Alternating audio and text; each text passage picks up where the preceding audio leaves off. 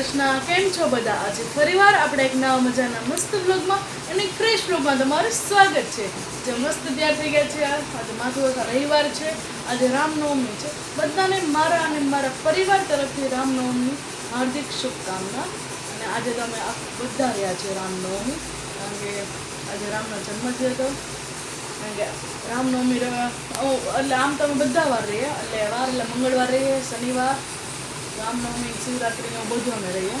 11 બધાને રામનવમીની હાર્દિક શુભકામના. અને જો મસ્ત આપણે તૈયાર થઈ ગયા છે ને અટાણે આપણે બહાર જવાનું, થોડુંક હટાણું કરવા, એટલે થોડીક ખરીદી કરવા જવાનું. હટાણું પહેલાં તો આપણે હટાણું જ બોલતા ને, થોડુંક હટાણું કરવા જવાનું છે. તો આપણે જઈએ ને ઘરનું કામ જો આપણે ફાઇનલ બધું કરી નાખો. 11 વાગી ગયા છે ને રસોઈ જો બટેકા બાફવા મૂકી દીધા છે. આપણે સૂકી ભાજીને પૂરીને એવું કરવાનું છે. રાજક સામેના લોટની પૂરીને એવું કરવાનું છે.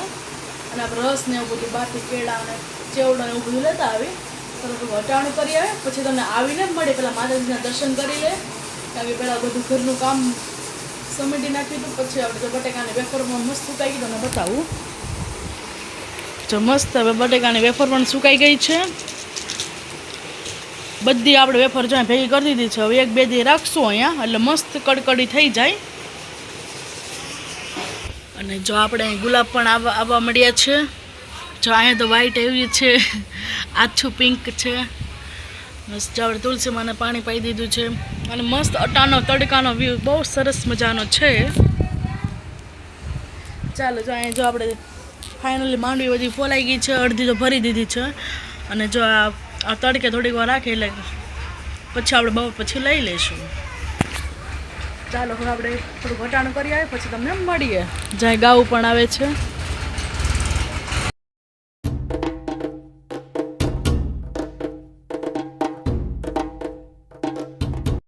આજે કંઈક આપણે આવી કુર્તી પહેરી છે, તમે જોઈ શકો છો. બાંધણી પહેરવાનું મન થયું હતું આજે. કેવી લાગે છે કોમેન્ટ કરીને કહેજો.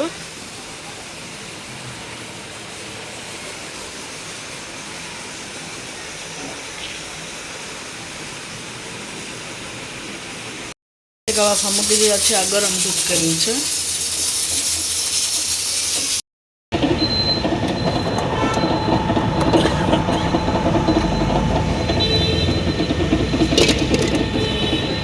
આપણે જો દાણા બફાઈ ગયા છે, બટેકા પણ બફાઈ ગયા સાથે. હવે આપણે એને કટકા કરી લઈશું.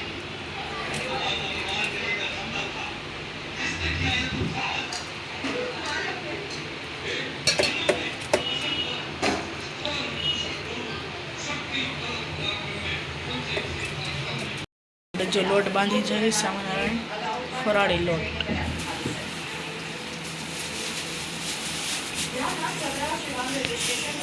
મરચાંનું મસ્ત કટરમાં થઈ ગયું છે ક્રશ. જે દાણા મમ્મી કાપે છે. પછી આપણે મસ્ત લોટ બાંધી નાખશું.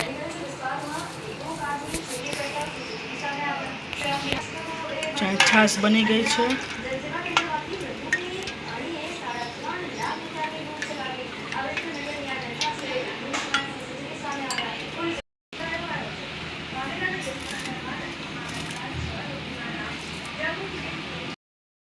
જો લોટ મસ્ત બંધાઈ ગયો છે, તમે જોઈ શકો છો. અને જો આપણે અહીંયા સૂકી ભાજીનો મસ્ત વઘાર થઈ ગયો છે. જે બટેકાના મસ્ત ટકા થઈ ગયા છે ને. હવે આપણે હળદર ને એવું બધું મસાલા એડ કરી દઈએ.